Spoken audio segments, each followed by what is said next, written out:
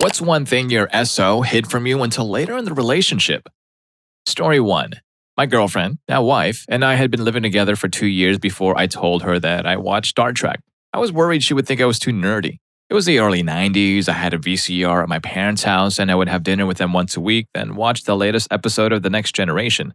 It all came out one week when my girlfriend and I were both over for dinner. We were getting ready to leave when my mom said, "Aren't you going to watch Star Trek first?" It was all out in the open. My girlfriend immediately felt bad for me, saying she would never have judged me for watching Trek. She even watched a few episodes with me on VHS at my parents' home. She liked it and thought the stories and themes were good.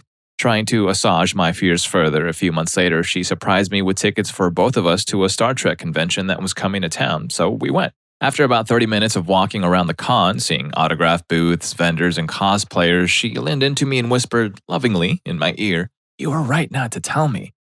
Story 2. When I was in college, I had no money and shaggy hair, so I was wandering around the dorms looking for someone who knew how to cut hair. A cute girl overheard me and said, "Hey, I know how to cut hair." She gave me a haircut in the hallway and then asked if I wanted to go to Steak and Shake. I said, "Sure." It's been 13 years, we're married, and she still gives me haircuts. About 2 years into the relationship, she confessed that she had no idea how to cut hair but really wanted an excuse to hang out with me. She did it in the hallway and asked me to Steak and Shake because she didn't want me to look in a mirror and see the results. She's actually pretty good at it now, though. Story 3. I found out that she was previously married for a green card for him. She doesn't know that I know. I found joint tax returns and divorce papers. He's a gay guy living in Florida. I guess it's the thing to do down there to make some extra money. I'm not mad, but I wish she would just tell me, you know? I even asked her, "Is that a wedding ring?" after looking at old pictures, but she denied it. I guess she thinks it's old news and not worth talking about. Story 4. So when I was younger, my group of friends had this tradition of messing with people who passed out, drawing on them, stacking things on top of them, etc. Anyway, one night I noticed there were a lot of people passed out, so I started bingo daubing everyone on the forehead. Then I realized I was the only one awake. Not only that, but I had bingo daubed the forehead of a girl I really liked. I didn't want her to get pissed off at me for bingo daubing her forehead, so I concluded in my drunken stupor that I had no other choice than to bingo daub myself. So I did. Years went by, and it was always a mystery who bingo daubed everyone. The girl I liked at that party had been my girlfriend for several years now, and I finally decided to come clean. She thought it was hilarious, but let me tell you, that ink they use in those bingo daubers is really hard to clean off of your forehead. Story 5. I was a significant other, hiding a secret. My now wife didn't know for the longest time that I didn't like soccer or football. When I first met her, she had noticed that I came to class wearing 2 different soccer jerseys and thought I must have been a fan. They both were gifts from friends and family who traveled overseas. She first approached me and tried to strike up a conversation about it. Whenever she brought it up, I'd try to play it off like I watched a lot because that seemed to be one of the things she liked about me. The charade was up one day when I didn't know what the World Cup was and that it was currently on. Still not a true-born fan, but I make a point of watching it with her when the World Cup is on and cheering for her team.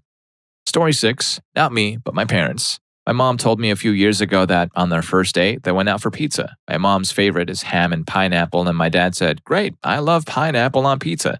Fast forward years and years of my dad eating ham and pineapple, he finally confesses that he hates it. He actually ate pizza for 20 years instead of just admitting that he hates it. This was one of her life lessons for me when I started dating. Story 7. That he had been temporarily sent to a place for troubled kids when he was younger. As a child, he had blown up in class to the point where he had been screaming that he was going to kill everybody.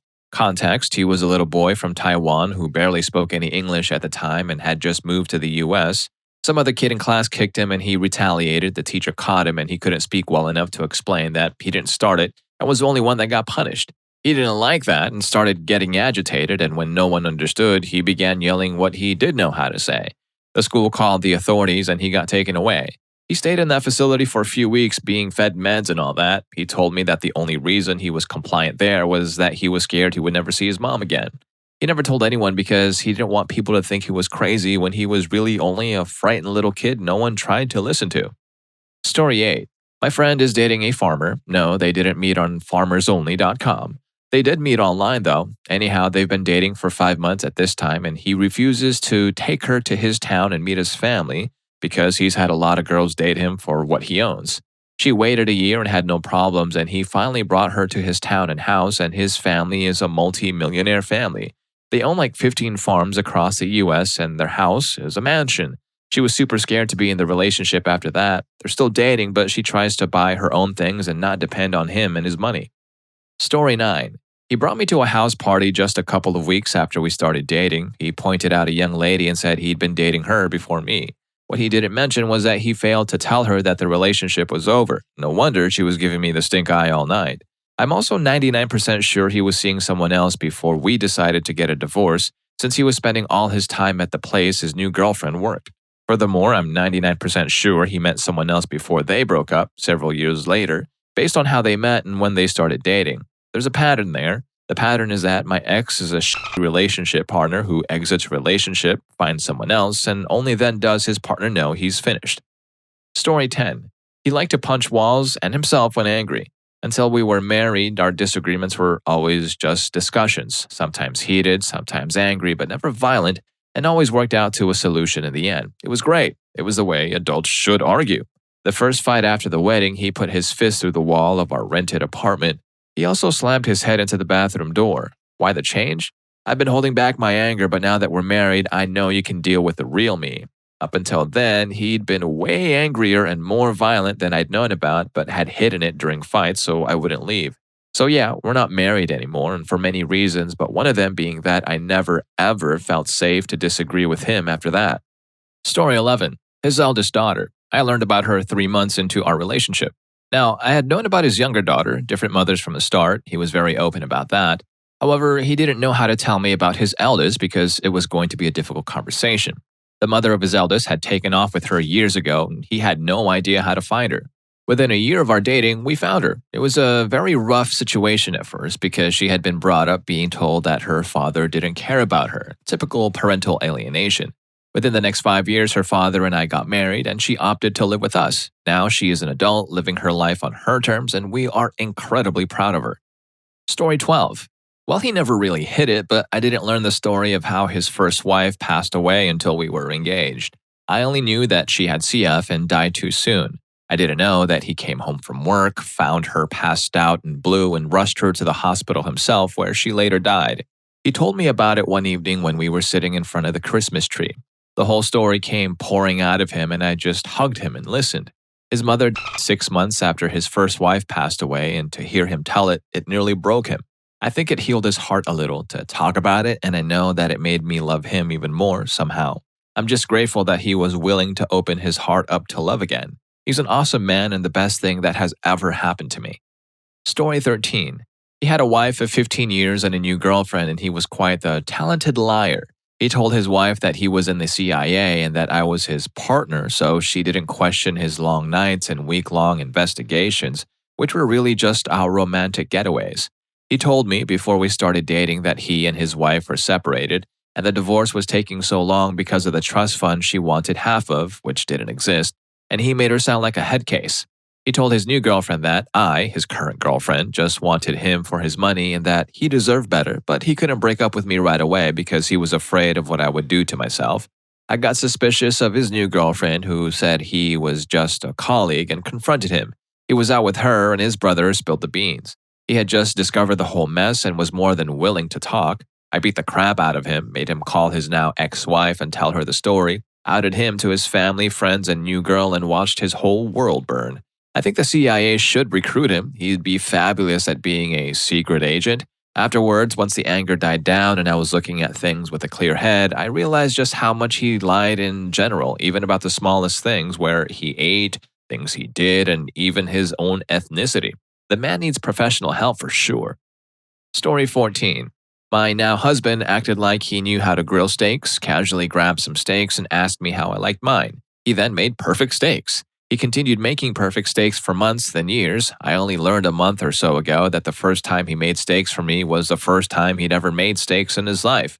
He had just studied up intensely because he thought I would be impressed by him making me a good steak. I thought he had been making steaks for years, but it turned out he did a ton of research and was sweating bullets trying to get it right. He's the best. Story 15. My ex told me he didn't have a Facebook. About a year into dating, long distance, he was suggested as a friend. Initially, it didn't bother me because it's possible he didn't use it or think it was important. However, he was very active with his real life friends and family, some I knew, and listed himself as single. When I told him about it, he didn't give me a reason why and just told me to deal with it. He didn't have a reason to go behind my back or hide me from his friends or family. It bothered me that the ones who knew of me went along with it. It felt like he was hiding something, but I never found out. That was the beginning of our downward spiral. Being long distance was already hard enough, but he kept giving me reasons to not trust him. We broke up a year after that, and boy, was it messy. Story 16. My ex hid a lot of things from me throughout a 5-year relationship in order of him revealing them. Year 1, he was a former meth addict. Year 3, he still occasionally used meth. Year 3, he slipped up with the meth due to an unclear/undiagnosed personality disorder, likely BPD. Year 4, he was actually married to someone else, though estranged for 8-ish years. And year 5, although he demanded monogamy from me, he had a long string of other girlfriends on the side throughout our entire relationship. This one was the final straw for our relationship. After our breakup, he decided he was entitled to the $5,000 I had lent him over the course of our last year together and refused to pay it back. He wasn't sorry at all and seemed to need to tell me this via email for the next 5 months or so. I'm embarrassed at how long I stayed with him. I've been free and clear for almost a year now, and life is oh so good. Story 17. My ex-husband revealed 2 years into our marriage that he didn't want kids, had never wanted kids, and had only told me he did because he knew I wouldn't have married him otherwise. We had talked about kids before even being engaged, so it's not like we hadn't discussed it on more than one occasion. I stuck around for another 2 years, hoping to make it work, but ultimately decided the marriage wasn't worth saving. We had other issues in addition to that one, but that was the big deal breaker for me. Luckily, I'm dating someone now who is absolutely amazing. It's like night and day compared to my first marriage. Story 18. Personally, I was the opposite with my SO. I laid it all out on the table right away. History of eating disorders, now recovered, depression, anxiety, self-harm, childhood, etc., because I wanted him to know what he was getting himself into. I was his first everything, and I sensed such sweet innocence in him that it didn't seem fair to have him get emotionally invested in me and then feel trapped with a crazy chick due to guilt. I gave him every opportunity to bail and would not have blamed him one bit for running away. I was past a lot of my issues, but I still had quite a bit of emotional baggage when we met that I was still working on. Instead of scaring him off, he actually respected my honesty and fell for me even harder. Now we're married and expecting our first child. Funny how things work out. Story 19. An ex of mine hid the fact that she still held contact with her abusive ex for the entirety of our relationship. I had found out earlier that she did this, and I tried to let it slide, but some of the things being said to her made me very uncomfortable. She would often talk about how she had hung out with her ex and his friends the previous weekend, just before she would be with me. Eventually, I asked her to stop talking to him as it made me feel super uncomfortable in the relationship, and it felt like she just wanted to move back to being with him. She agreed to not talk to him or his group of crappy people, which really meant hiding it from me. I found out when she would not respond one night. I got worried as we talked every day, so the next day, if I asked if she was alright and if anything was wrong or if she just needed a quiet night. Turns out she had blocked my phone to not make him, her ex, mad that I was talking to you. Me, being the dunce that I am, didn't break it off. She did after I got to her house the night after her ex slept over, and they slept together. A lot. Evidence of said hooking up, hickeys all over her body, her wearing provocative clothing that we'd bought together for the sole purpose of dirty times, and well, she told me. I guess we all have to learn that the first relationship is rarely ever the one you'll have for the rest of your life. I wanted that one to be so bad. It put me in and out of the hospital for a while. Thanks to anyone reading this, it felt good to talk about it. Story 20. His real age. I found out after 2 years, and not from him, but from his sister. When I asked him about it, all he had to say was, "Why the are you talking to my sister?" He was a sociopath and a compulsive liar, though. He lied about the places he had lived and even about his job. Quotes are required because it turned out he never had a job while we were together. He would just leave and hang out at the library when he told me he was at work.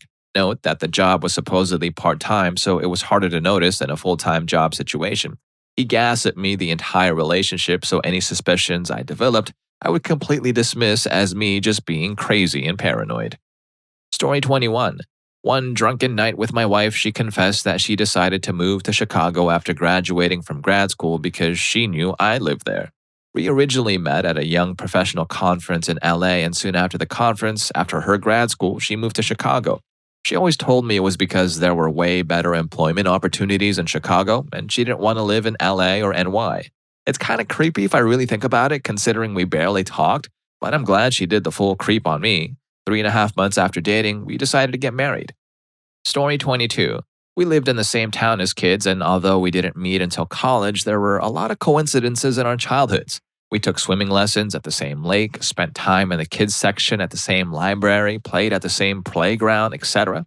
Turns out our grandparents even lived around the corner from each other several states away. I had made a big deal about how we must have also gone to the same elementary school. Well, one day, early in our relationship, we got ice cream cones, also at a place we had both frequented as kids, and then took a walk to the school, which was down the street. As I reflected on old memories like the mural we painted in first grade and the map of the United States painted on the blacktop, he had an aha moment and realized he did not, in fact, go to that school. He lived in another part of town, so he went to a different school but continued to go along with it. On our 1 year anniversary, he admitted he actually went to another school. He was so serious, I thought he was about to tell me something much worse. He never said anything because he thought I'd be mad. In reality, I couldn't have cared less, but it made for a funny story. Story 23.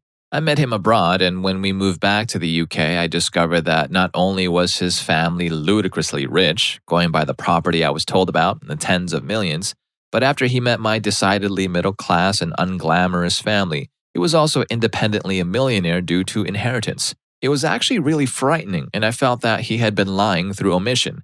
He turned out to be a massive turd of a human. He went to travel in Australia soon after I began a degree in the autumn, the plan being that he would fly me out there after final submissions, met a model 2 weeks in, cheated on me with her, and dumped me over Skype while drunk, then blocked me on all social media platforms immediately after the call ended.